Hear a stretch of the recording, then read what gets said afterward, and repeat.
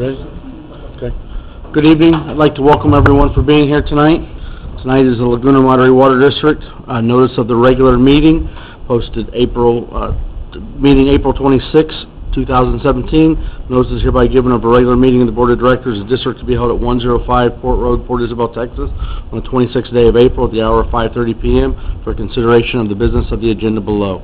This notice is posted at the office of the district on April 20th, 2017 at 3:40 p.m. in accordance with the Texas Open Meetings Act, Texas Government Code 551-041-551-050, and a copy furnished to the county clerk in Cameron County, Texas. We do have the presence of a quorum. All the members are present except for board member Jeff Keplinger. If I may please have everyone stand for the Pledge of Allegiance.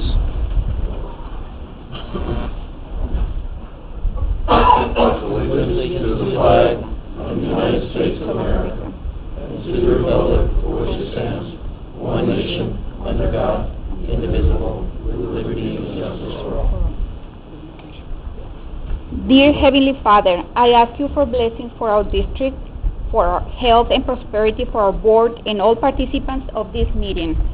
I ask you that you may provide clarity and integrity in all matters handled tonight, that your wisdom and your presence remind us that our mission is always to provide the best water quality and excellent customer service for the district residents. I pray all of this in the name of Jesus, your beloved Son. Amen. Amen. Moving to item number 3, the invitation to the audience for discussion. That includes the board, the staff, public. Anyone like to share anything openly in the meeting, before the meeting? Chairman, I'd like to say Yes. something real quick. I want to apologize for my absence last time. I was in Austin testifying, and I finished testifying at about 3, and I could not make my 3:15 flight all the way to the airport, so I apologize for my absence. Sorry about that. Thank you, Did you Council. bill us for it? No. Okay, no problem.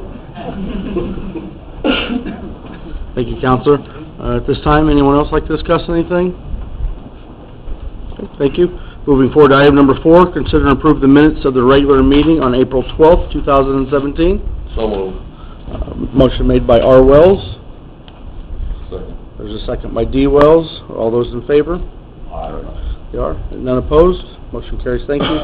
Moving to item number 5, General Manager's Report.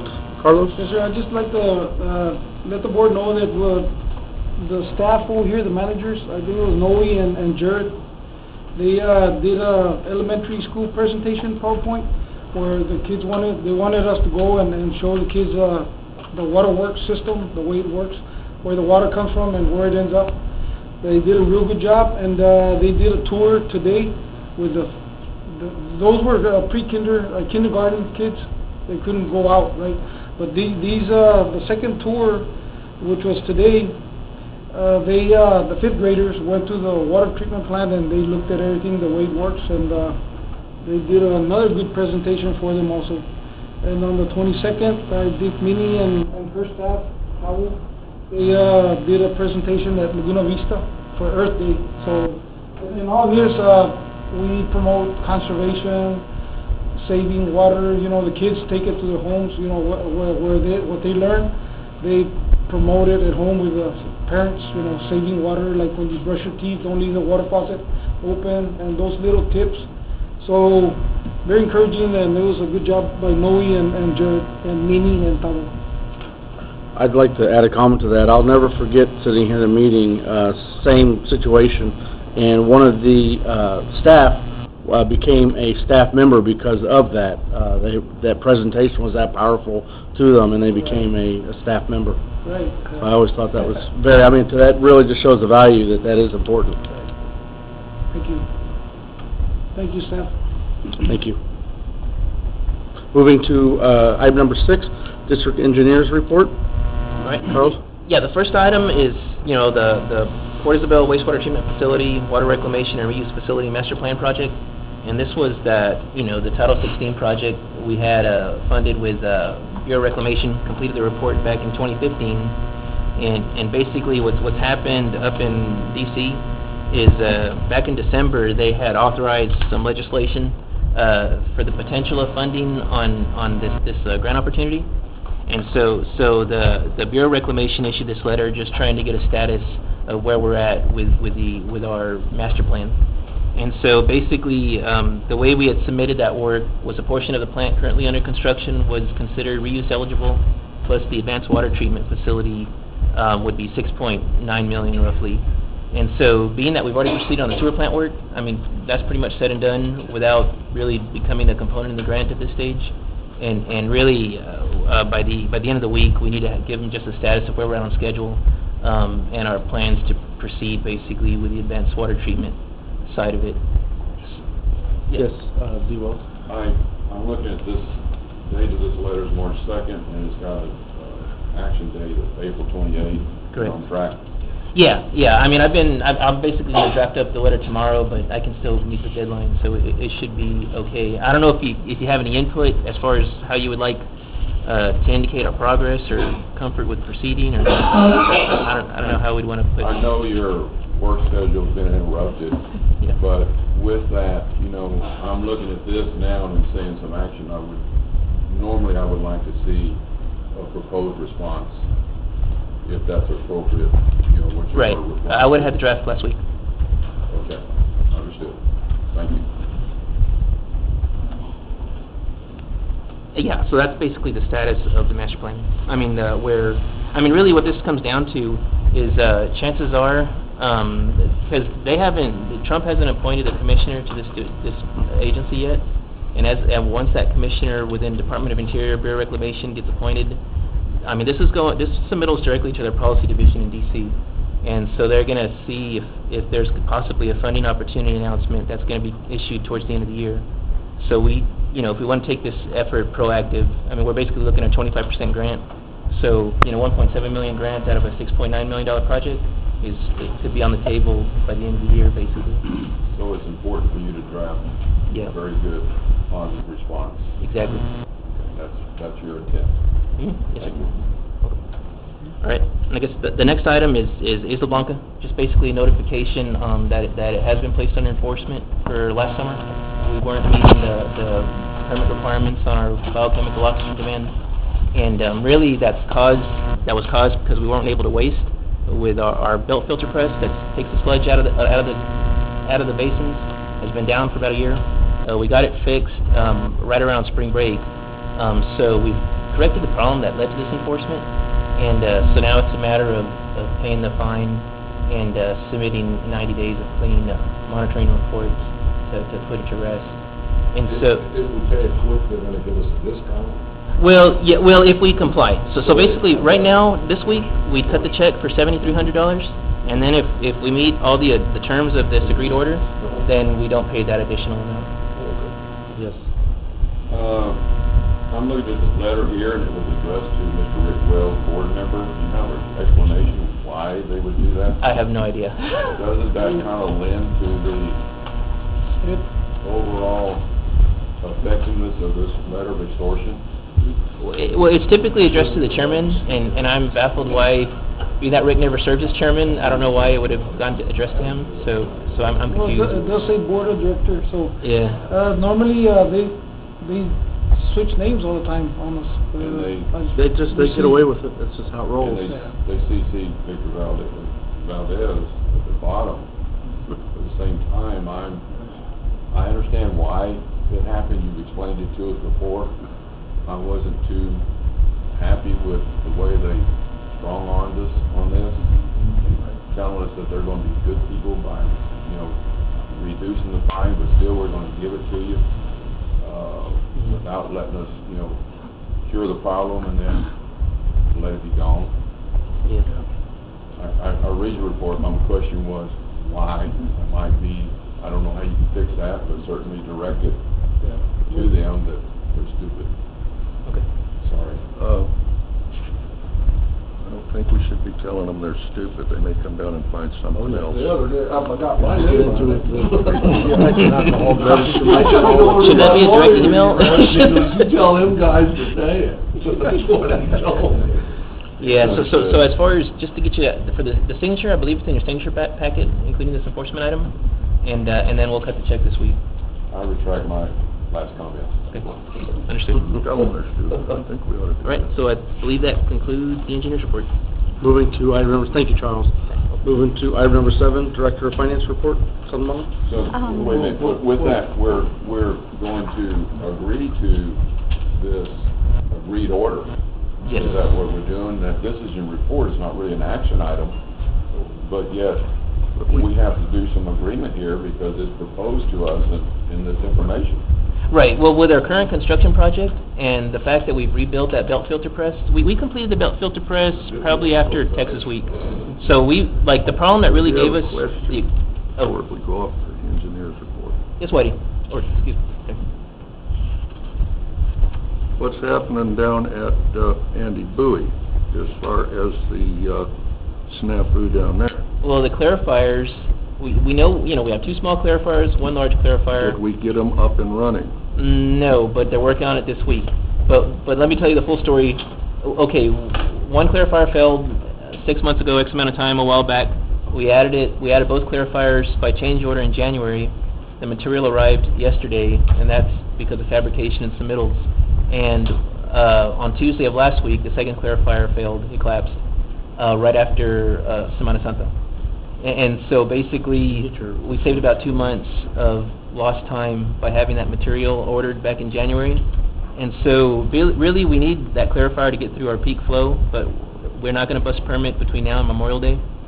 So basically, we haven't violated with the work and the material already be on site and scheduled. We're going to get both clarifiers repaired to be ready for our summer season. So we've kind of lucked out with everything happening to fall into place when we knew it was a time bomb. Because it was Who's in in such poor charge of condition. our preventive maintenance crew? Who? No, I didn't. Well, Do we have one? I mean, it was created within the past year, I would say. 6 months. We're 6 months into having a preventive maintenance crew. And we haven't had any work essentially for 10 years on it. Well, I know when I got here, we had lots of money, and everything was held together with bail and wire, and we know why that was, and that's 4.5 years ago. Fellas, we've had 4.5 years to find these problems that are going to jump up and bite us in the butts. And now they're jumping up and biting us in the butts. I'd like to see more of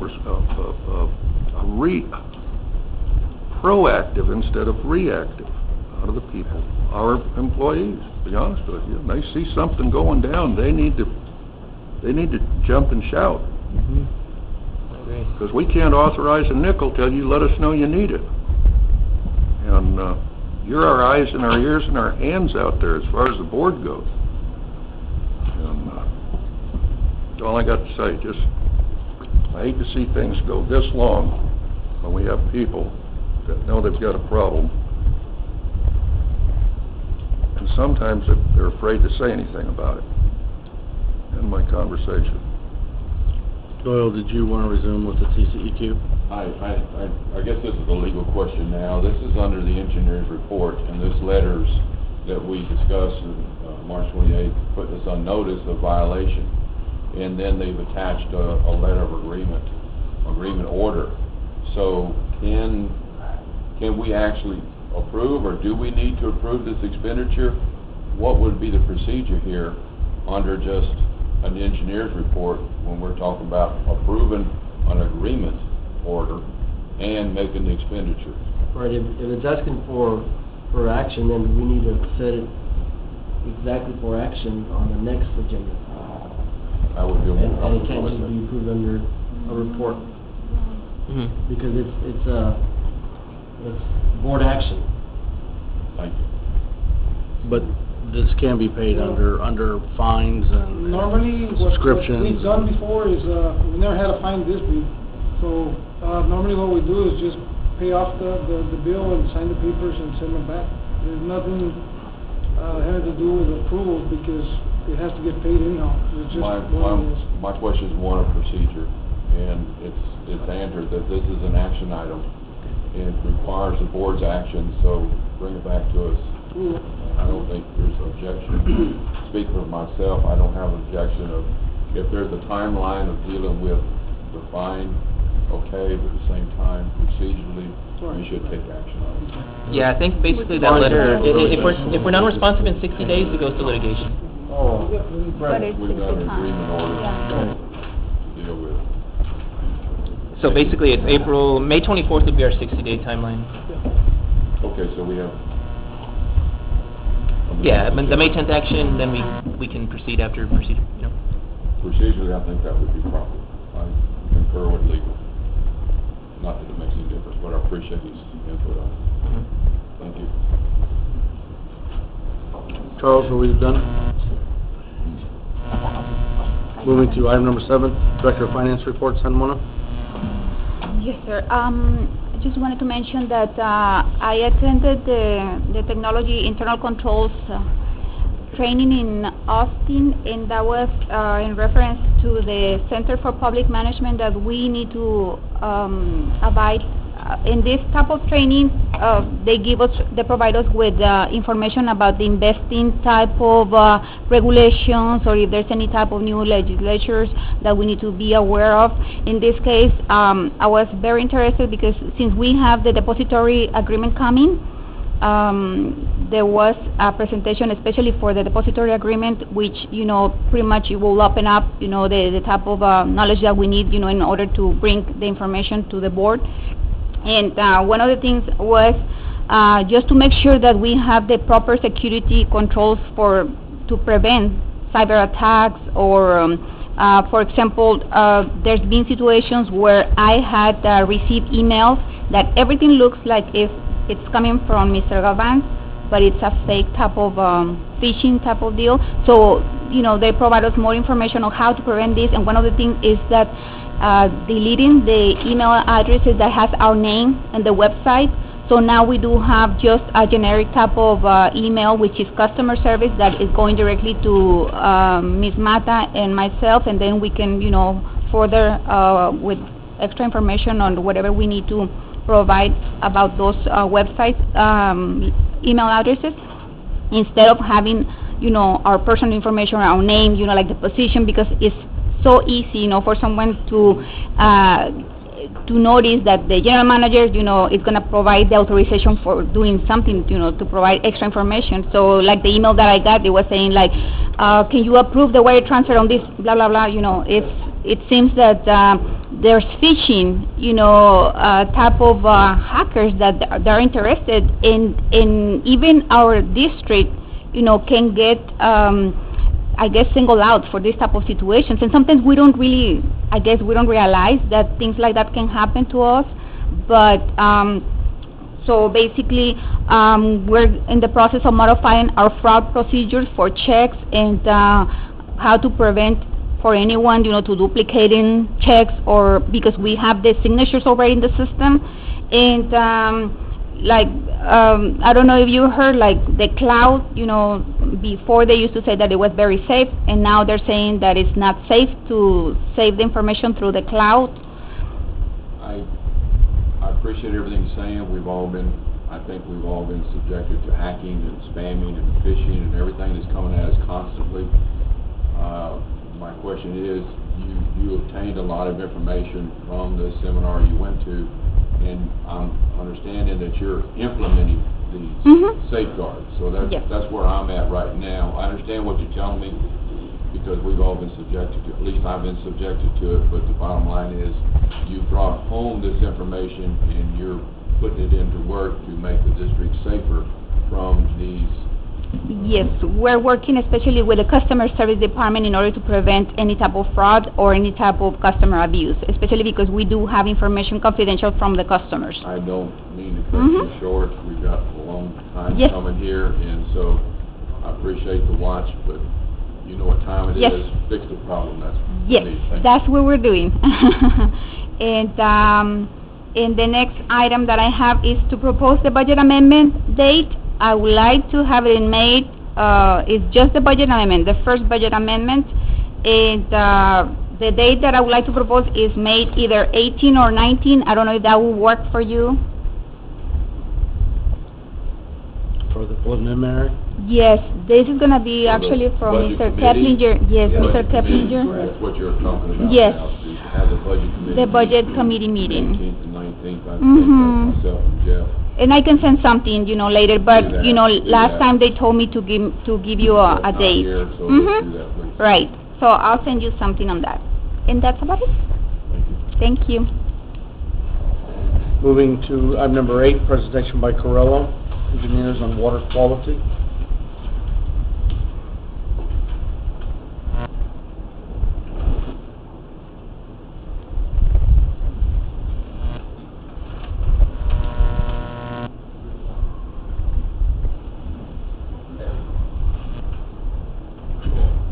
So I just want to give you guys a little update on the assistance we've been providing for the lead and copper sampling and the corrosivity analysis for the distribution system water quality.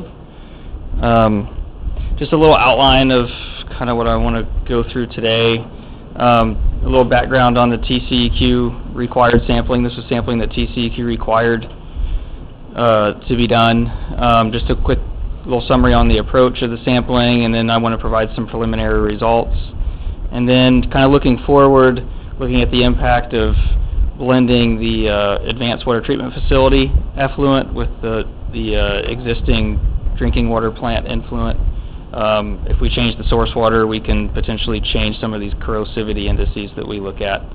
And then kind of just provide kind of where we are with responding to TCEQ and the next steps down the road that we need to accomplish to meet all their criteria. Again, this was a TCEQ required sampling.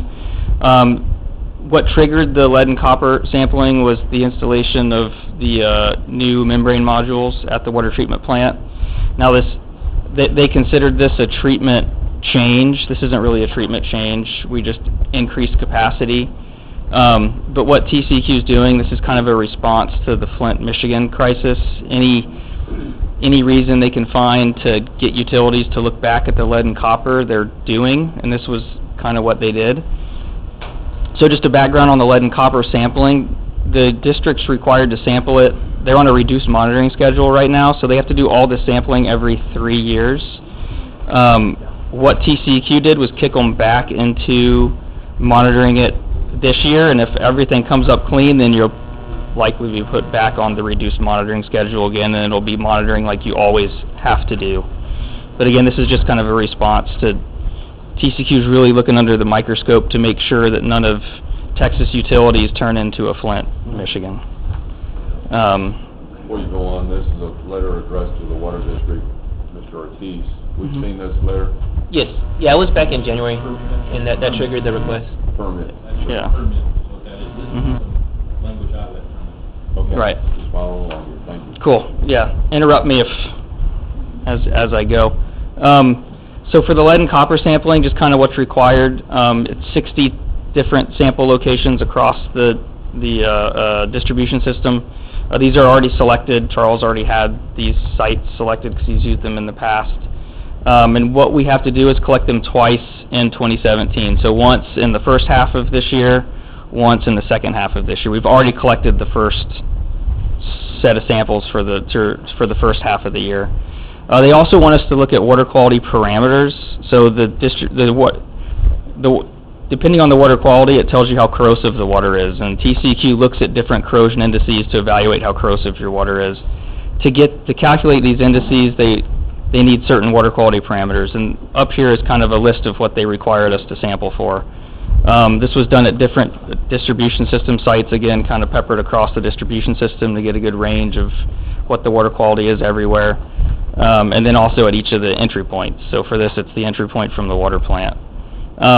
Again, just kind of more background on the sampling sites. Actually, 80 sites are identified in case you can't collect some of the samples. So this ensures that you get the 60 that you need. Yes. Who's doing the collecting? Our staff. Yeah. Operation. Okay. Yeah. Are Yeah. they designated collection points, or are they random collection points? No, they're designated points. Designated. Yeah. So this map kind of shows the water quality parameter sampling sites that we utilize. And what we did is we utilized existing sites again. So these are sites that are already sampled for total coliform rule compliance or disinfection byproduct rule compliance. And we've picked from 10 sites, which is what TCEQ required us to do. We picked 10 of these sites to represent what the water quality was like in the distribution system. So quite a bit of sampling is being done to respond to their request. So some preliminary results. The bottom line is Again, no big surprise. We didn't see a change in water quality because we added those membranes. And so all the parameters that TCEQ looks at, pH, alkalinity, calcium, chloride, sulfate, TDS, we really didn't see an appreciable change, which again, to be expected. We also have results from the lead. With those there, you see the Mhm. appreciable change, but, you know, so I'm looking at blood reports, and it tells me Right. range of tolerance to give me an idea that Right. it's within the range of acceptability. Right. So with this, for some of these parameters like pH and alkalinity, when we look at where we want in the calcium, these kind of roll into some corrosion indices that predict how precipitative the water is. So if I roll these up into a corrosion indice like LSI or calcium carbonate precipitation potential, this is what TCEQ will look at. We calculated all those for your system, and you're right in the range for the calcium carbonate of, they want you to be it's a number 4 to 10 milligrams per liter. You're right in that range. You're between 4 and 5, so you're good there. So your statement of no real change is also normal Right. in compliance. Correct. So then, looking at the real reason TCEQ wanted us to sample is lead and copper. This is really corrosion. And so we looked back at all the other times you guys did this sampling, and so the red line there, so the idea here is this graph, the x-axis is the lead concentration, and then the y-axis is the percent of samples that exceeded that concentration. And so if you look at that blue line, at 15 micrograms per liter, the rule says we need 90% of our samples to be less than that. And so in every instance that you've sampled historically, you've been less than that. 1 year you were a little bit close to that 90th percentile mark. Your 90th percentile number was 10, not the 15. But if you look at what we just sampled in 2017, it's the green line on the far. So we're well in compliance with lead concentrations measured in the distribution system. 2010 was a bad year. Right, but all the other years look great, and this year looks really good. I mean, you pretty much had, most of the samples we took were non-detects. You notice everything starts at not quite on 0, that's because that's the non-detect number. This is the action line here. that Right. We got to pay attention. You're saying over here in 2017, we're down here in the 5 line, which is good. Yep. So not reading the typical graph, the higher you go, the better or worse it is. Mm-hmm. It's more on the left column that's showing us we're all right. Correct. So again, if we're going after 2010 was a year, we're still, okay. Thank you. Yeah, so you're looking really good on lead. Copper is even better. So here you Question can... through the chair. Yes. This should be due somewhat to our new plant, shouldn't it? Our microfiltration plant that's, plant number 2, it's supposed to be was filtering out the chlorine at one time. Yes. So with the microfiltration plant, it depends on what you had before. If it's replacing just typical granular media filters, I realize that. a lot of these type of water quality parameters don't necessarily, they're not really going to change, because those filters aren't going to change the alkalinity or the calcium or the pH. But it does provide you a nice water quality that is always really low in turbidity and meeting those compliance standards. And those are really important to maintain, is the turbidity compliance. Come on, 13? 2014 information. But for the copper, again, the action level's way off to the right on this graph. All of our samples are way over to the left, so we're in really good shape in copper. So bottom line, the results we have to date show that your your distribution system is in a really good place as far as corrosivity. So just kind of looking forward into what about blending the advanced water treatment plant facility water. Just kind of quick little background of kind of what our assumptions are. We're assuming that the water treatment plant facility is at 1 MGD. That effluent's going to go into the reservoir that is the influent water to the water treatment plant, and that water treatment plant 2, is a 7 MGD plant. And so the first thing we did was just look at what happens if we blend the existing water with the advanced water treatment plant facility water. and we just used the ratio of 1 MGD plus 7 MGD for the influent to the water plant. So you see, there are two big things here. One is the advanced water treatment water is a lot different than the existing water, and this is because we have RO membranes and all this really nice treatment. But you see, we have a really low pH, low alkalinity, low calcium. You know, the really good things is low TDS, chloride and sulfate, because that's going to reduce taste. When we blend it, you see it doesn't change the water, at this ratio, it doesn't change the water that much, but it does still offer some benefits, particularly with TDS, chloride, and sulfate. Anything we can do to reduce those is going to make the water less corrosive. Sure. Yes. So you're telling us our microfiltration does not affect the lead, copper, or zinc content in the water, is that correct? Correct.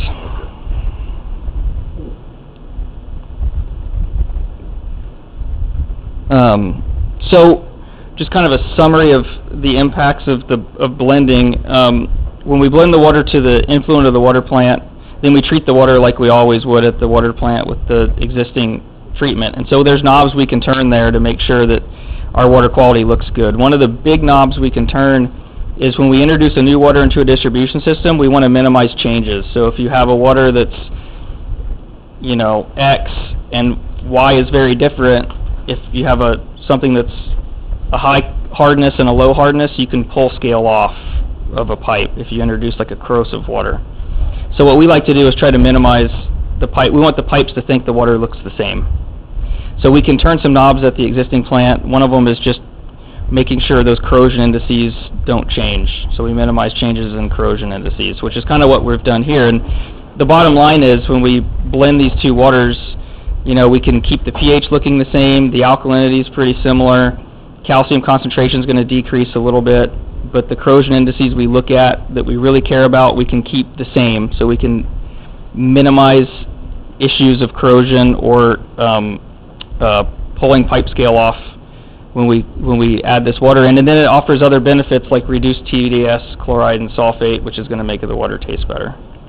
Is there a question of volume or capacity available when you're blending the two? Do you have more of the better? Yeah, Do you so blend it as much as trying to accomplish what you're talking about here?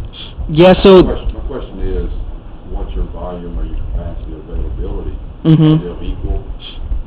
what I'm assuming here is 1 MGD of the advanced treatment and 7 MGD of the water plant. Now, you know, actually if you only run the water plant at 4 MGD and you still base load the advanced plant at 1 MGD, you're going to get further reductions in TDS and chloride and sulfate. So the water is going to be less salty and less corrosive even. So what I'm showing is kind of the max capacity case, but there's a range of cases we can dive into to really understand, you know, the range of what the water quality is going to look like. We're really just looking at a unit of one, Mm-hmm. whatever is going to be injected or blended with the other. Correct. And so you'll be blending one period compared to 4 to 7 of the other units. Correct. Correct. The one comes from, that's the capacity of your wastewater treatment plant. So that's the water we're talking about. Right. Yeah. So some of the other side benefits would be with the advanced water treatment plant is reduced TOC. So we're diluting what's in the existing. We're basically making, you know, DI water with the RO plant. It's really nice, clean water. So we're diluting whatever's in your existing source of supply. So total organic carbon, all those organics that when we disinfect the water form disinfection byproducts and cause chlorine demand and chloramine decay, we'll be diluting those some. So we should have reduced disinfection byproduct formation, potentially less chlorine demand at the plant, which means less chlorine maybe applied to overcome a demand, and then lower chloramine decay in the system. So it just makes for, you know, a more stable distribution system basically. And then the more we dilute the salty compounds, the better taste we expect to see. That's what consumers want, taste. Mm-hmm. Exactly. So kind of it's just a quick little summary. The addition of the membrane modules didn't impact the water quality, no big surprise. The sampling that TCEQ pushed us into, the lead and copper results came back really, really good. And then we're looking at what the introduction of the advanced water treatment facility water does to this water quality and making sure that we comply with all those corrosion indices when we do that. Kind of just a timeline of where we are with our response to TCEQ, next steps. We've accomplished most everything on this first page. We've already sampled the first quarter water quality parameters. We've already done the lead and copper. We're submitting our engineering report to TCEQ at the end of this week, stating that here's the water quality parameters, here's the lead and copper, everything looks good, which is required by them. And so next steps are just the additional sampling and correspondence with TCEQ that are required. So it's sampling quarter 2, 3, and 4 for the water quality parameters, sampling lead and copper one more time in the second half of this year, and then it's really just submitting the data to TCEQ through their required process of, it's mostly forms.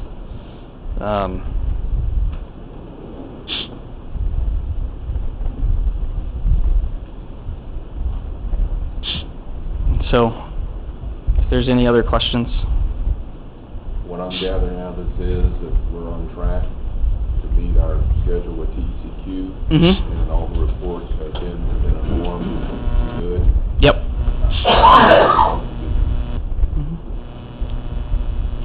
Thank you. Thank you. For your presentation. Thanks. Moving on to, we'll wrap up there.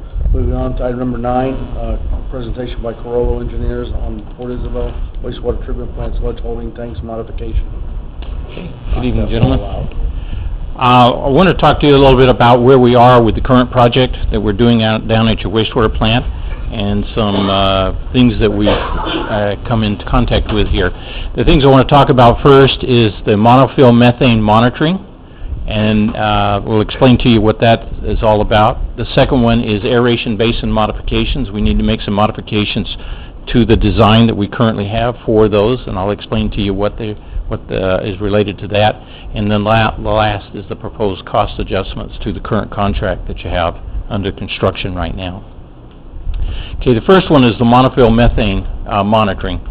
What you're looking at here is a page out of your permit that you have for the wastewater treatment plant, and we've highlighted a little section in the yellow there that goes to the methane.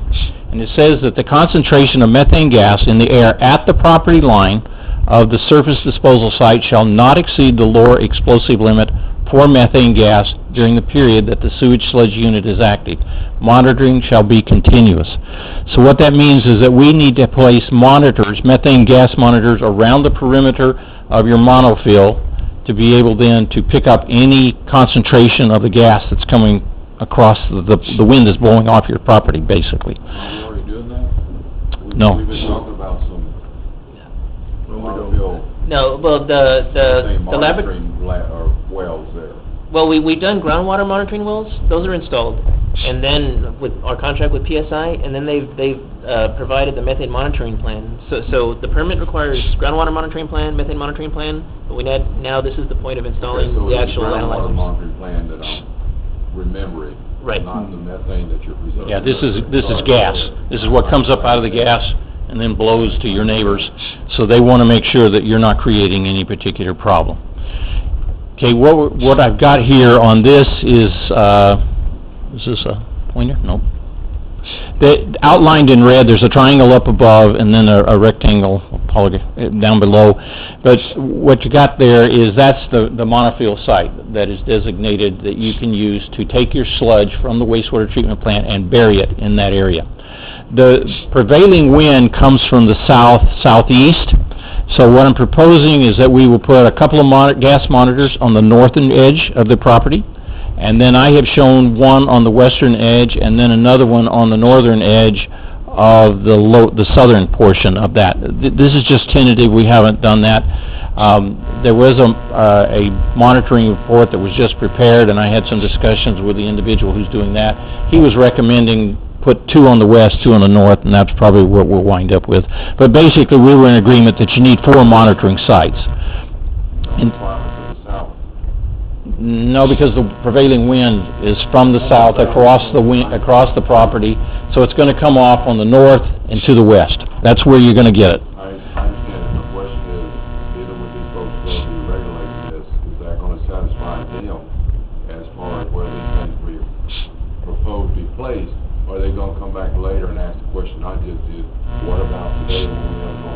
We will discuss that with them.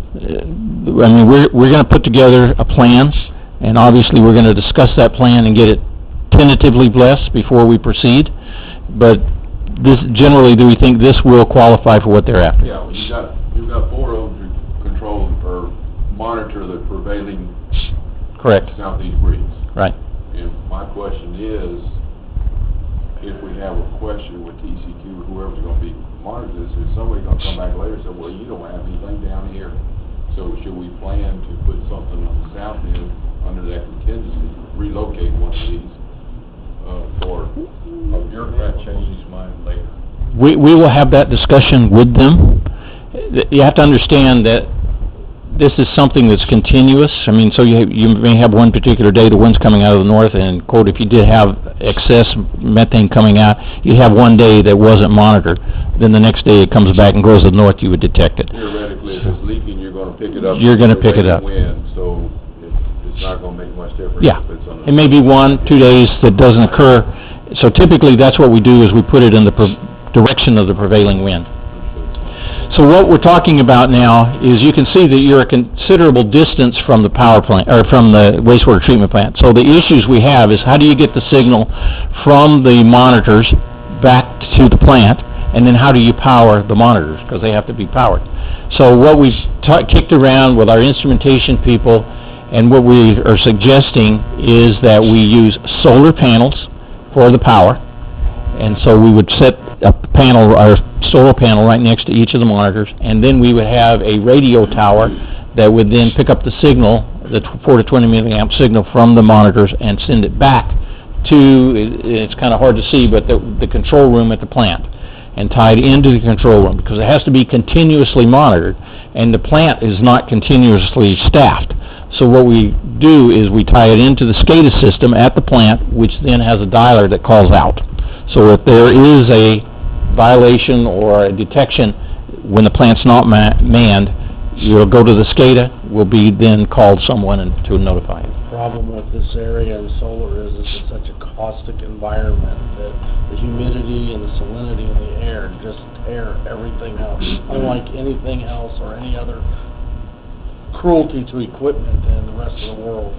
That's my only comment on something like that. Okay, well, we'll take that into consideration. One of the options for transmissional purposes for the monitors, you talking about a radio frequency, or you talking about a cellular connection? We're just talking about a radio. It would be just a regular radio that would transmit short distance. Where I'm going with this is, I suggest that we discuss this opportunity with G5, and they're the ones that provide the internet for us here, and they also have these remote, I get wireless internet from G5, and, you know, they put in solar-powered internet connections remotely for that. So, again, it's just an option that we can get, part of our contract with G5, to have internet provided to that site. We can get a hold of them and, Well, Yeah. we need to find out, talk, see what they can do for us. Yeah, because well, we need to talk to Corolla. They need to go ahead and explore. I'm just bringing to your information right. that we have a provider that's under contract with the district, because they've got their antennas on our tower. Right, we provide internet. yeah, we have an internet system, so basically from that administration office, there's a signal that goes out to talk to our server at the Well, main they building. can shoot the signal back and forth from the monofield on top of a wooden pole. Right, and so it's a matter of bringing it to the new SCADA control room that's under the CSA contract. And so, again, I'm going beyond what I know. I'm just telling you, as I recall, that, you know, we have internet readily available for that site. Okay, we'll take a look at it and get it all tied in.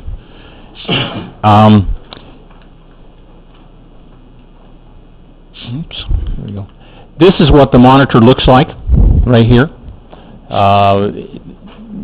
It's just a little sample port on the bottom of it. It gives you an indication locally, so you can see what it's reading, and it then creates a 4 to 20 milliamp signal, which would then be picked up and sent back to the plant SCADA system, so that it's recorded.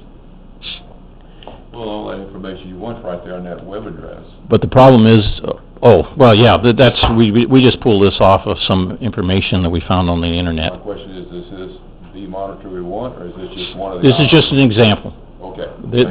We would get bids on, we will write a spec, say this is what we want, we will send it, or give it to the contractor, he will go out and get his quotes from various people, and then we select which one we want. Understood, thank you. Okay? And what we're talking about is the radio tower.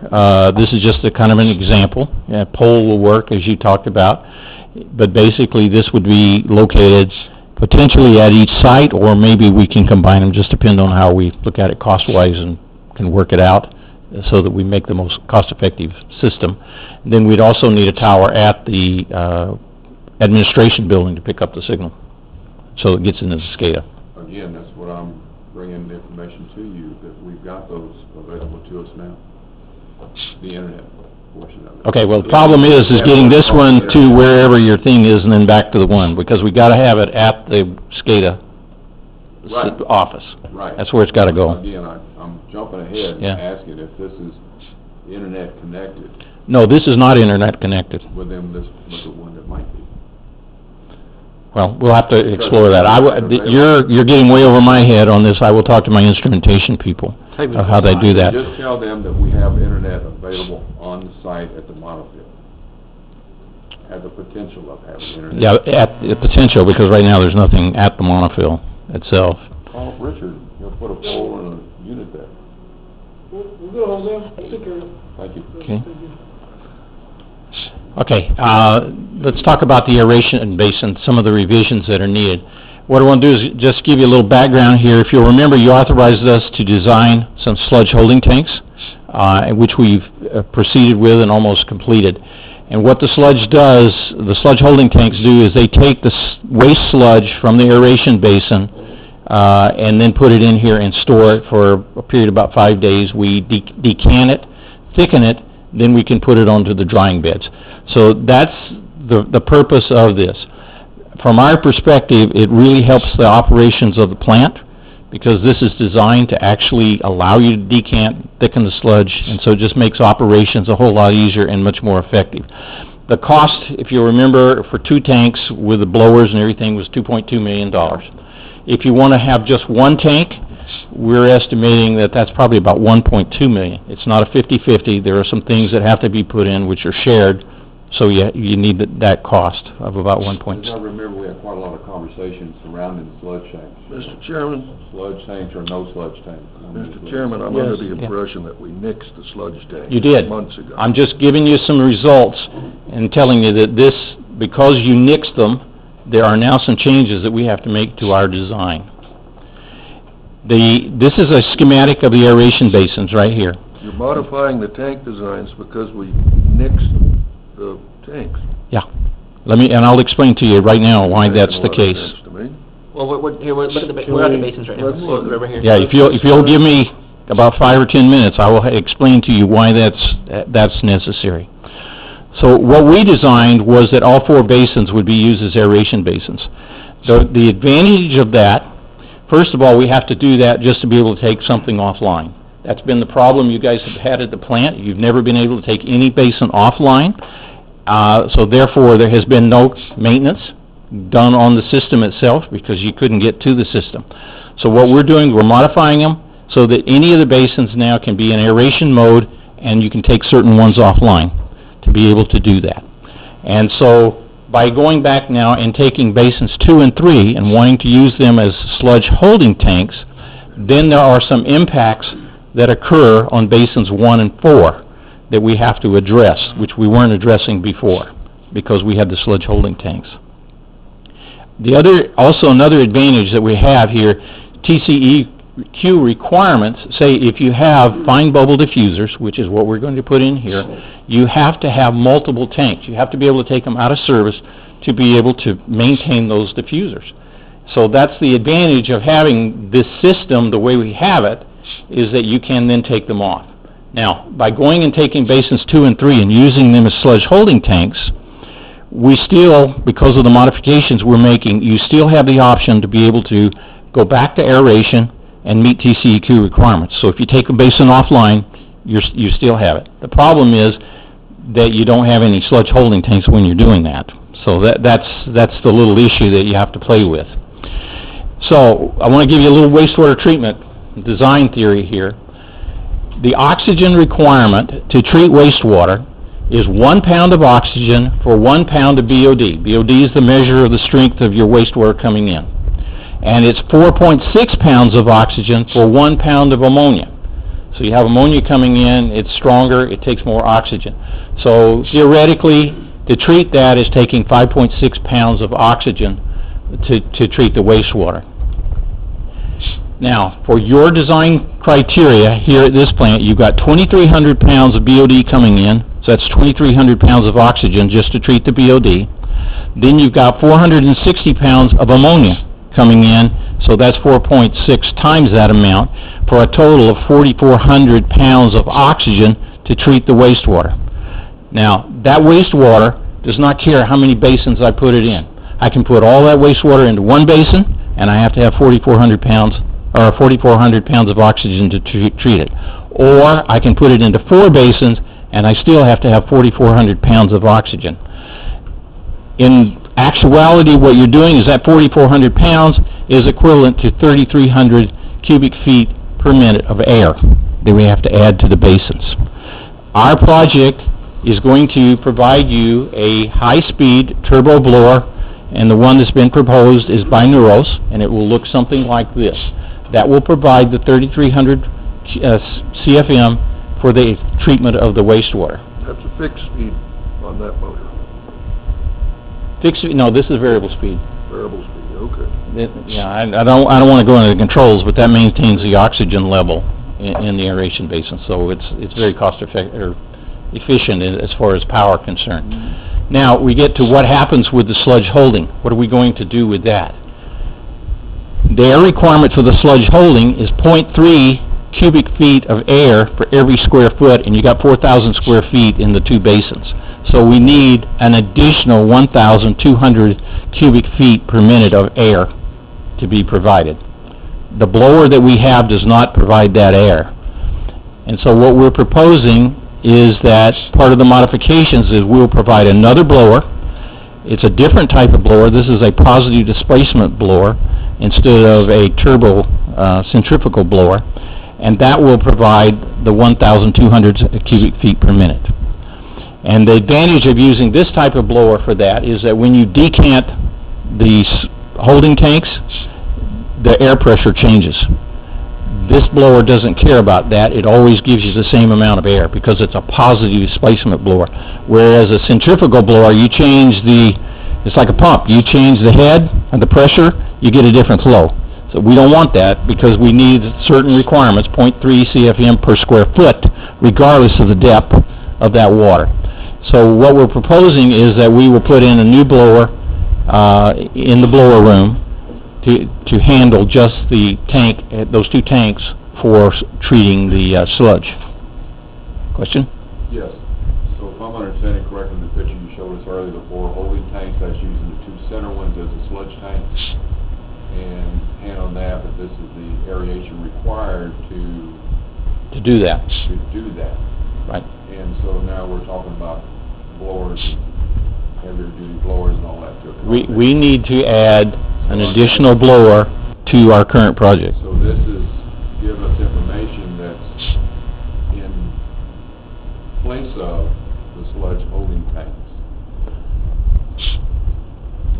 Yeah, because what we're doing is so instead of having the new sludge holding tanks, we're going to use basins 1 and 2 for the sludge holding tanks, but in order to do that, I got to provide air.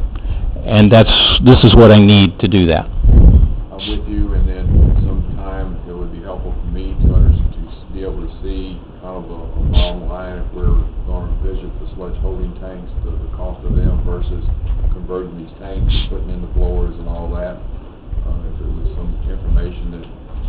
Well, I'm going to show you the cost for this that we're coming, okay? Okay. All right. Now, so what are the costs that are associated with these things that I've talked about need to be done? The first one up there is the aeration modifications. What we're talking about is an additional blower and I've got to put the piping so that it comes in separate from the piping that we have for the turbo blower. There's also some valves that go in there. We also need to modify piping into the basins themselves a little bit, and we need to move some of the diffusers around. We're estimating that all of those costs are about $120,000 for that particular item. The methane detection, where we talked about the 4 systems, or 4 monitors, locations, and communicating back with that to the SCADA system, we're estimating that's about $50,000. So what we're talking about is a total increased cost to the project of $170,000. Now, we've been working with the contractor who is here today, CSA. They've been very good to work with, and they have come up with some cost-saving ideas, some value engineering things. The first one is the generator factory enclosure. What we specified was a third-party enclosure for sound attenuation so that your standby generator wasn't creating a lot of noise. Contractor came back and said, we can save $40,000. Instead of using a third-party enclosure, we can use one manufactured by the generator manufacturer. It's not quite as sound efficient, but we felt like at the site that that's probably worth this $40,000. What size generator are you talking about here? Cable? How much is it? 750? 750 kW. 750. Uh-huh. Okay, then the next one is eliminate the carton forms. The headworks structure is set on piles, about 65 piles, I think it is. And typically what we do is, because your soil is expansive, it has clay, as it gets wet, it shrinks and swells. So what we did is we put this carton form underneath it, so as that material changed capacity, volume, it wasn't really pressuring against that cap. We've talked to the geotech, and so what they've said is, hey, remove some of the soil, that clay soil, and we can eliminate this carton. And so that's what we've done. We're taking out that carton. So that's saving almost $9,000 on that. The standby generator tank, currently you had that in a concrete block enclosure, so we designed a concrete enclosure which was just temporary for that, because this generator goes away once we get the new generators on and they have their new tank. The contractor came back and said, well, instead of building a nice concrete one, it's only temporary, let's just use a fiberglass one. We agreed, saved almost $6,500. Back to generators. 750 kW, is that one generator or multiple generators? That's one generator, and that's what we're putting in this project. In the future, as you expand the plant, you'll put in another 750. It's more practical to have one big one instead of two smaller ones? Well, we don't need the second one now. So what we're doing is saying it'll be a number of years. Capacity, that's huge. Well, it's relative to the size of the plant. Yeah. So we put in a lot bigger ones, but for your plant, it's a good sized generator. Yeah, and me, I'm dealing with a 20 kW, so if I understand Yeah. that it's huge. My question is, are we better? I'll leave it alone. I'm over my head. Thank you. Well, economically, we felt it was better to put in one now for the size you need, and when the Right, it won't come in, but if you split up your load between your different units, where you can switch them around. The whole plant's got to work together. Talk to me later. I'm over my head. Okay. The next item there is the air supports for going over the aeration basin. We want stainless steel so that they don't corrode, being over that wastewater that's always got air bubbling through it. We proposed 316 stainless steel. Contractor came back and said, can we use 304? Because it isn't anaerobic, it's an aerobic system that works, so we said, okay, that saved $10,000. At the headworks, we have slide gates that close off the flow to the different basins, and we had wall thimbles. We talked to the suppliers and the contractor. We can eliminate the wall thimbles. That's a cost savings of about $6,000. And then the question came up during the beginning of the construction, how much soil do we actually have to take out under some of these structures and replace it with new soil, so we get rid of that expansive soil. Once we got out on the site, we asked the geotech to come out and look at the site. She looked at the site, and she said, okay, the soil's not as bad as what we had looked at previously, because we dug down deeper. So instead of having to remove 7 feet, some places we will only have to remove 2 or 3, and so others 4. So we were able to save a lot of excavation and a lot of import soil. That's saving almost $38,000. So you can see the total credits that we're looking at there is about $109,000 that the contractor is willing to offer us for those particular items. So if you look at the whole picture of what we're adding 170, we're going to take off 109. Basically, we're looking at about $60,000 increased cost for this particular project. And that's to go holding tanks to no holding tanks, using the existing holding tanks we have now. Correct. And essentially those holding tanks, I'll ask a very simple question. You showed us the 4 holding tanks, and the other holding tanks you were proposing earlier was adjacent or separate holding tanks. Yeah, they're separate. Containers. Right. As opposed to building another. The ones we're proposing would be concrete, and that, I just pulled that example, that one was steel. Concrete, because of the corrosive nature of your environment here. Oh, I get that. So we'll use concrete. So we got 4 holding tanks. We have 4 tanks now. We're going to use 2 of them, propose using 2 of them for holding and 2 of them for treatment. Correct. And that's the challenge. And so we're going back to our holding tank discussion. If we were having those concrete holding tanks adjacent to the plant to handle just the sludge, then we're back to using the 4 tanks for the treatment. Correct. My question is, how much of this is offset by doing the additional holding tanks versus... The whole 120. That's it, versus, so we're, instead of spending $2 million, we're going to spend... Well, like I say, you could probably get by with 1.2 million right now and just build 1 tank. So that would be, for right now, what your trade-off is 1.2 million or spend 120 on this. Your work is there, we're taking care of our problem right now, and any further date, this board or the district can say, okay, now's the time to add another tank. Whenever you need to expand the plant, Both sludge tanks. Yeah. whenever you need to expand the plant beyond the 1.1 million, you will have to build these sludge holdings. You can do it in modules. What's that? You can do it in a module, you can add one as you need it. Yeah, but like I say, when you go above 1.1, I have to have more basins for aeration, Where are we now? about 0.6 to 0.7. Okay, so we're half to less. Yeah, I mean, that's what I say, that So we're safe. We're good. you're okay Yeah. for a number of years, because the growth projections don't say 5 years, they're longer, you're gonna be out there about 10 years. Okay, So you're fine for that. I'll kick that can down the road. Okay, what I guess I'm looking for tonight is your authorization for us to proceed to design the monitoring, the methane detection monitoring system. And the engineering cost, we have a little money left from the sludge holding tanks. And so by canceling that, we will take the money that we have, design money, and we will put that towards the aeration and the monitoring.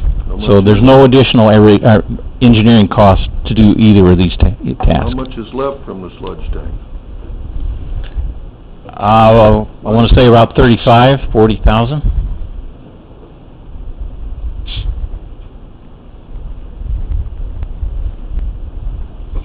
So the methane monitoring system that you would design, that you've given us a general presentation of here tonight, that's what you're going to be using that offset money from, money that was allocated to the holding tanks for engineering, and you're saying that's what's going to do that. We don't have any numbers on what the methane monitoring system is going to cost.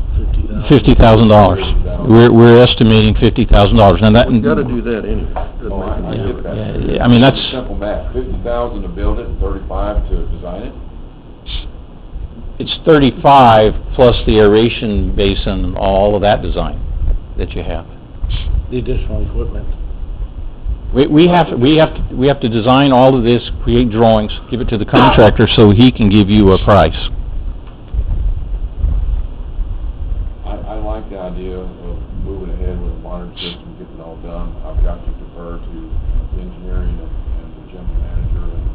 variance board members to tell me what you're asking of us tonight to allow the offset to the contract that was allocated to a holding tank. This is not a board action item, strictly a presentation. And we can have follow-up discussion in our workshop on Saturday, which is going to involve this effort, so. That would help. Mm-hmm. And just give them some numbers. Yeah, because we won't proceed until you authorize us to do so. And we want you moving, so let's do that in the workshop. And break that, as you point out, this needs to be an action item for us to approve that. And it's already been placed on the agenda, so. You know, put it on the Workshop. agenda. Discuss it in the workshop and then put it on the following board meeting. Okay. 2 weeks, and then, you know, hopefully, I mean, I get your presentation unless you've got some more to discuss. No, that's it, that's it. And then we'll discuss that, and you won't have to come back down and repeat unless you want to. Okay. All right. That's me speaking as an individual board member. No. I'm okay with that. It's just in-house. All right. Any other questions? Okay, thank you very much, appreciate it. Thank you. Moving on to item number 10, consider and discuss hiring a procurement officer. Carlos? Okay, yes, it was, brought up, the last, discussion we had. If, why I put it in there is if all the board is in agreement, I can go ahead and move forward and look for a purchasing, contractor, outside contractor, or hire internal for purchasing, materials, supplies. And I know that, Mr. Thomas had mentioned before, like, let's do it, and then work out with internal, employees, so we, had to delete that from the previous procurement that we had. So if you guys authorize, like, go ahead and I'll put another agenda item on the next board meeting. Y'all agree on that and say, like, okay, let's, move forward with, hiring of, purchasing, material and supply, Thomas? employees. I think we ought to, request some resumes on this, actually. This is a pretty It's a big job. pretty Yeah. key spot. And, you're talking about somebody that's gonna be digging prices for electrical, for plumbing, you know, piping, everything. Everything. And, So if there's you different guys agree on it, we'll put it equipment. on the next agenda item to approve moving forward for looking for somebody. well, I'd like to. Go ahead, Mr. Wells. This is your first, so, you're not finished, Mr. Thomas. Well, I was just going to say, I really think we should put this request resumes, and we can make this a board action. And that was going to be a question, and my comment was, this is a response to my request last meeting that we do this, and what you're doing now is you're bringing to the board as a whole to discuss, for us to collectively agree to direct you or not to go ahead procedurally. So that's what this action item is. No, it's not an action item, discussion. Discussion. The next meeting, I can bring it up Discussion. for It's an action approval of moving forward and. But the guidance and advertising direction and is- everything So else that goes with instead it. of one board member, it's going to be all of us collectively giving you directions. I support that. So I need, I'll bring it up on the next agenda. Yes, and one- For May the 10th, and, so the board can approve moving As an forward. action item. As an action And then item. during that action item, you'll bring us some recommendations to do that in-house, or if there's a contracting service for that, you'll give us more information at that time to Correct. further direct you. Right. Thank you. Yes, sir. Thank you. Did you have a comment, Mona? Yes, just wanted to mention that the procurement has been advised by the auditors that we really Yes. need one. That's one, and the other one is that we purchase annually around $5 million worth of materials, so I believe it's a good thing that you are doing right now. It's a consensus of this board here tonight that we do move forward with the action item the next meeting. Thank you. Okay. Yes, no, fine, I already knew, but yes. Moving on to item number 11, consider and discuss for approval new fixed electricity rate for up to 3 years from the current provider, Texas General Land Office. Question? Yes, Mr. Thomas? Do we have any bids? Have we put this out for bid again? This is a state, Yeah, this is a state procurement type of deal that the contractor or, Cavallo Energy, it's our current provider. I know I'm sorry? Well, yes, we've got a current provider. Yes, he's our current provider, and right now he's kind of like giving us the opportunity to extend the contract that we have with a fixed rate.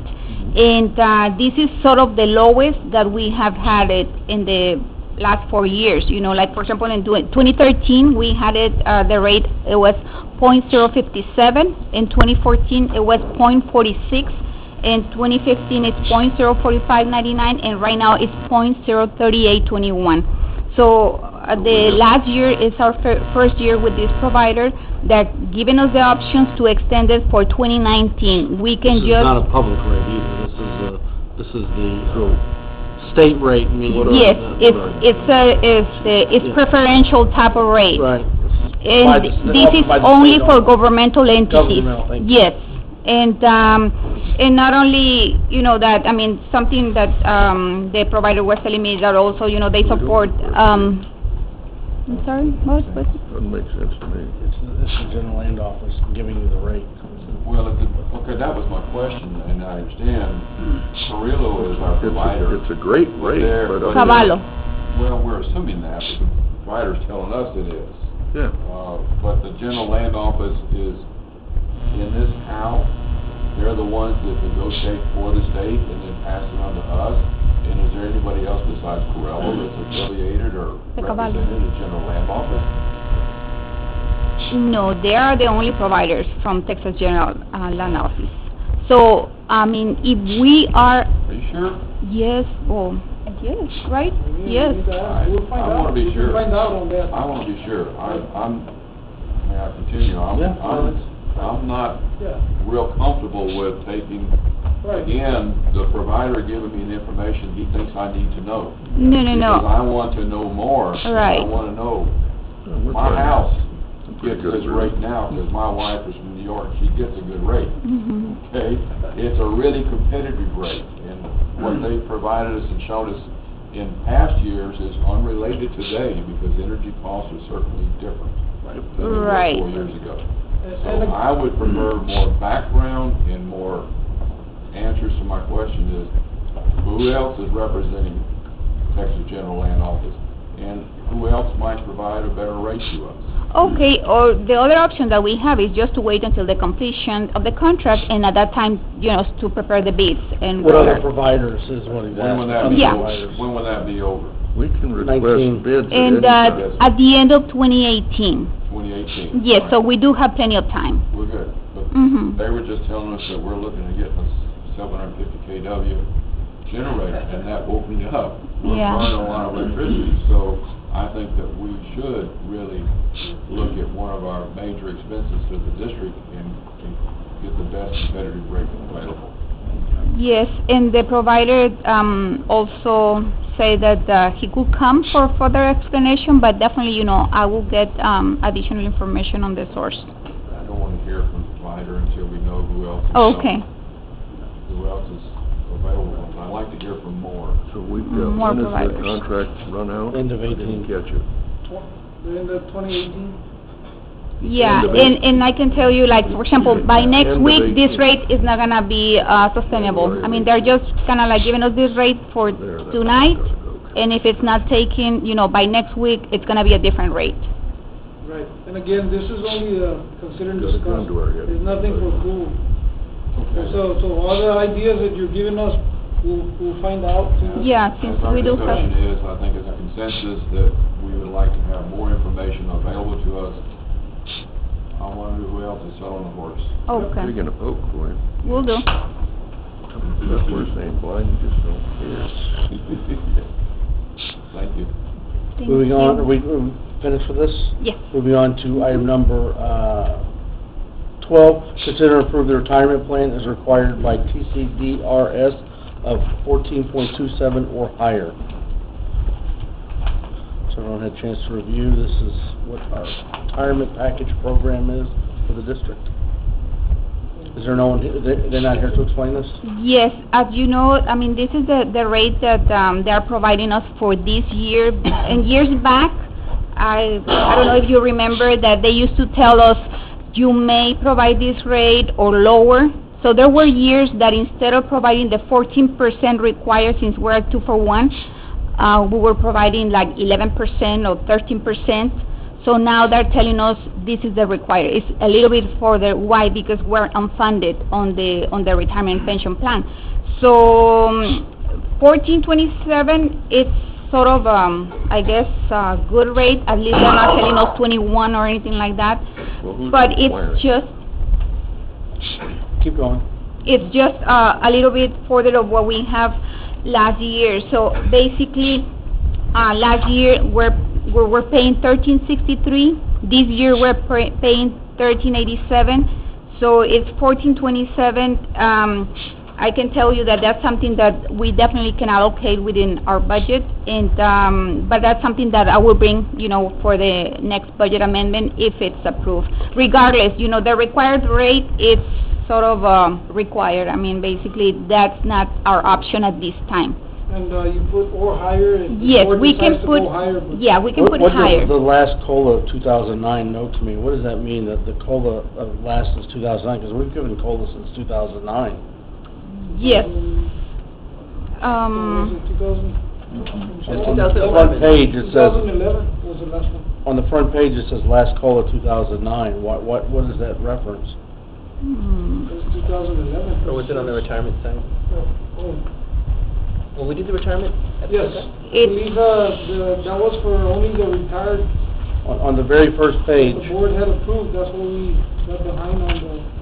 And are they asking, since we're an unfunded balance, are they asking for an insurance gap in there, or what is that they're No, asking? it's like every time that we're paying, let's say that we're paying $100 for retirement for one individual, instead of paying, the double or less. Before it was less, and now they're actually telling us they're required. The minimum, it should have been the 14, but since in this case we're unfunded, they're asking us a little bit further than that, 1427. And this is something that we discussed last year, that we wanted to give a little bit more, but then I think that one of the board members mentioned that it was kind of like always within the 11 and 13 percentage. That's the part I'm just not clear with. They're asking us to give more because we're unfunded. I don't Because we're understand unfunded, what that statement means. Okay, what it means is that we were supposed to be providing the 2-for-1, the 14%.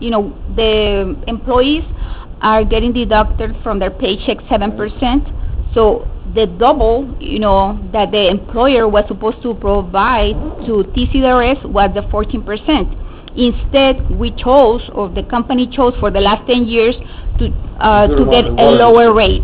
Yes, the lower rate. So we haven't been contributing Exactly, to the 1, to the 2-for-1, exactly, that we were supposed to. And with the new regulations from GASB from about 3 or 4 years, they were starting saying like, okay, now the unfunded portion is gonna go into the financials. That's how everything started, because before it was an unfunded liability and it was not affecting the financials. So now, it's actually, we're saying like, we owe this much, we really need to pay it back. Okay, so that's where I'm, go ahead. Mr. Chairman, Yes. I don't know how long ago, guys, that I went out and I went to one of the workshops. And they went over this and over this and over this, and I came back and I tried to talk to you guys a little bit, because around the country, some of these funds, pension plans are drying up, and it's getting pretty nasty out there. And at that time, you were $1 million underfunded, okay? That means there's $1 million got to come somewhere that we ain't got. Well, today I'm looking at this, and now you're $2 million underfunded. It's time to look hard at this retirement package and see how we can fix it. That's all I'm saying. End of conversation. And that's the reason we're going to 14.27, so we can cover that amount faster. cover the underfunded The amount. unfunded The liability. 2 million short liabilities if everyone drew immediately today. This is it's a Ponzi scheme is what it Yes, is. it is, I mean, dear. I hate to, I'm not being, but they're borrowing, they're paying for today for tomorrow's future. So I don't know This the is reason kicking the why can the down the board, road is all we're doing, before Scott. had, you know, like underfunded it instead of doing the 14% all along. They want There's to- gonna be a training for the board members in July. If, Yeah. it will be good if In you all Austin. can attend in Yeah, I'm Austin. Mm-hmm. I have a question here. We're looking into, like, the electric rate right now is 11.9. And I've heard two different things. You said they're asking that we pay the 14.27, or they're mandating. My question is... Right now it's required. It's required It's for re- next year. So they're not Have asking to? anymore. It's required, so... Yes. That's what we do. Because we are That or underfunded higher. is what That, it that amounts are, that rate or higher. Right, so... We have to go to the 14 too. to. This is backed by the state of Texas. I know. I mean, this is Yeah. not this I know. isn't Fidelity Investments. This is... And then there's, funding for it available. Yeah, Oh, yeah. that was, all I wanted clarification was... This is not backed by the state. This retirement program is? Yes. Better double check. Then everything I've been told about it's wrong. I mean, The rate is mandated. PCDRS is not a state No, of it's not a Texas state, agency. Agency, it's It's a, not. Okay. company on its own. Yes, It's it not is. funded. Nothing has to do with state, because I the was state's, supposed to It say has the state is nothing actually... to do with the state of Texas. Okay, I'm gonna go look at that. Tried to explain that to you guys a couple of years ago. I recall, it's in my remember, yeah. Right, but then... And remember when you that- do look at the state, they're underfunded and everything, it's not the same company. No, and State remember is last separate year, from this we company. received professional advice and they were recommending, this agency, the TCRS. Okay, this is an action item. Consider and approve the proposed required rate of 14.27. Or So higher. that's what we gotta do tonight, or not? No. We'll make a motion, we do it. Motion made by Mr. Wells, seconded by R. Wells. All those in favor? Motion made by R. Wells, seconded by D. Wells. Are all those in favor? Not opposed. For the record, Mr. Thomas is opposed. I'm in favor. The motion carries. Thank you. Thank you. Can we still Get down clarify the that road. question? Which question is The that? question is state. This is not a state requirement. Okay. I personally was under the assumption that it was. I know that there's a deal that I'm going to in July to further because... Yes. It's the same one. I just am amazed, I mean, this is a social, well, it's not, but I mean, it's money in for money out. And if everyone took the money out today, the You're $2 million underfunded short. liability is $2 million short. Yep. But that's not gonna happen because not everyone is out today. There's future people coming to work and paying for future retirements. For It's- my information, would you just provide me with the answer to the question, state fund or not, You get it. state program or not? Or Thank you. backed or secured. This, You get it. I was talking to a wall. Hi, wall. Okay, we're moving on to item, 13, consider and discuss consider and approve the disbursements. Does anyone have any questions on any particular disbursement? Otherwise, ask for approval of all of them. Page one, Page 1 of the disbursements. towards the bottom, Citizens Bank of Las Cruces, Yeah, I was kind of wondering about that. what is that? $14,173. That's the jetter truck? I'm sorry, what? The jetter truck. It's a jetter truck, the one that, we purchased, we're paying for it. Okay, so We're paying a you monthly, paid them a payment monthly. This yes. is payment. It's an annual month, So annual. Citizens Bank It's an financed annual. it. I'm sorry. This is a payment from to Citizens Bank for Yes. the truck. Right. On this page 2, down at the bottom, we have National Meter and Automation with 4 different invoices totaling $9,200. This is just supplies we bought from 4 different invoices. Meters and materials. That that is under 4 different invoices is still total $9,200. Same questions I always have. Is this something that, That's for water taps. Like, a customer comes and they're paying for it. right, I understand, but we're still buying supplies. Are we shopping that around? We're hoping the procurement officer will... Or, That's right great. now, since we do have a system, it's sort of like a sole source provider because we do have the meter system that works with only those meters. So, Okay, so we're stuck with National Meter. Thank you. yeah.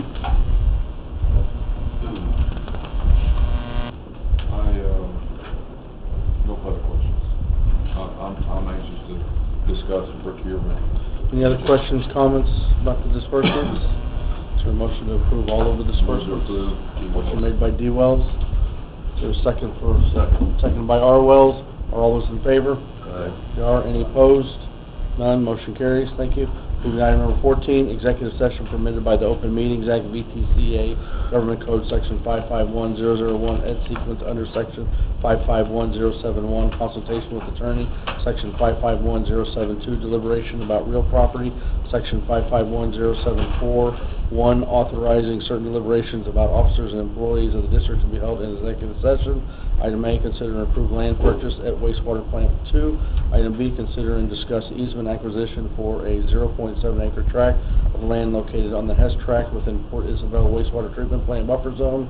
Item C, consultation with legal counsel regarding Laguna Monterey Water District personnel on a matter in which the duty of the attorney to the government body under the Texas Government Disciplinary Rules of Professional Conduct of the State Bar of Texas clearly conflicts with this chapter pursuant to Section 551071 of the Texas Open Meetings Act.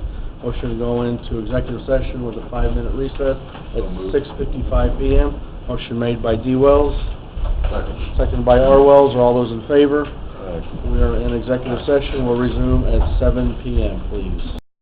Are you ready? Need a motion to come out of executive session at 7:21 p.m. Motion made by Mr. Thomas. Seconded by R. Wells. Are all those in favor? They are. We're out of executive session. Item 15, consider an action on executive session items if necessary. Item A, consider and approve land purchase at consider and approve land purchase at water plant number 2. Motion made, a motion to proceed as directed. Motion made by Mr. Thomas. Is there a second? Seconded by R. Wells. Are all those in favor? Aye. They are. Any opposed? None. Thank you. Item B, consider and discuss easement acquisition for a 0.7 acre tract of land located on Hess tract within Port Isabel wastewater treatment plant buffer zone. Motion made to proceed as directed. Is there a motion made by Mr. Thomas? And there's a second by D. Wells. All those in favor? Aye. They are. Motion carries. Item C, consultation with legal counsel regarding Laguna Monterey Water District personnel on a matter in which the duty of the attorney to the government body under Texas Government Disciplinary Rules or professional conduct of the State Bar of Texas clearly conflicts with chapter pursuant to Section 551071 of the Texas Open Meetings Act. There is no action at this time. Meeting adjourned at 7:22 p.m. Thank you all.